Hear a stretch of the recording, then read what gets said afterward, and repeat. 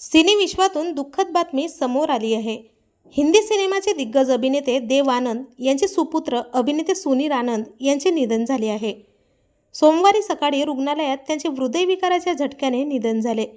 विशेष म्हणजे 2011 मध्ये याच रुग्णालयात देव आनंद यांनी देखील अखेरचा श्वास घेतला होता। सुनील यांच्या निधनाने बॉलिवूडवर शोककळा पसरली आहे।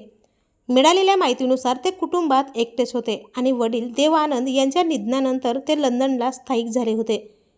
1984 मध्ये त्यांनी आनंद और आनंद या चित्रपटातून अभिनेता म्हणून पदार्पण केले। या चित्रपटात त्यांनी राखी आणि स्मिता पाटील यांच्यासोबत काम केले।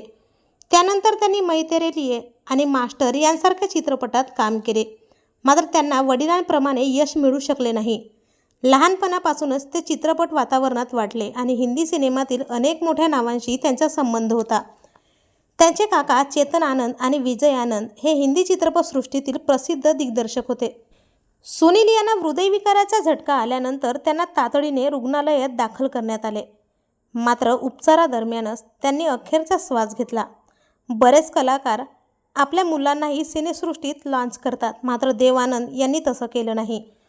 वडिलांच्या मृत्यूनंतर ते एकटे पडले आणि वडिलांच्या पाठोपाठ त्यांचेही निधन झाले आहे। तर आपल्या वायन मराठी न्यूजतर्फे अभिनेते देव आनंद यांचे सुपुत्र सुनील आनंद यांना भावपूर्ण श्रद्धांजली। मनोरंजन विश्वातील असेच महत्त्वपूर्ण अपडेटसाठी चॅनलला आत्ताच सबस्क्राईब करा।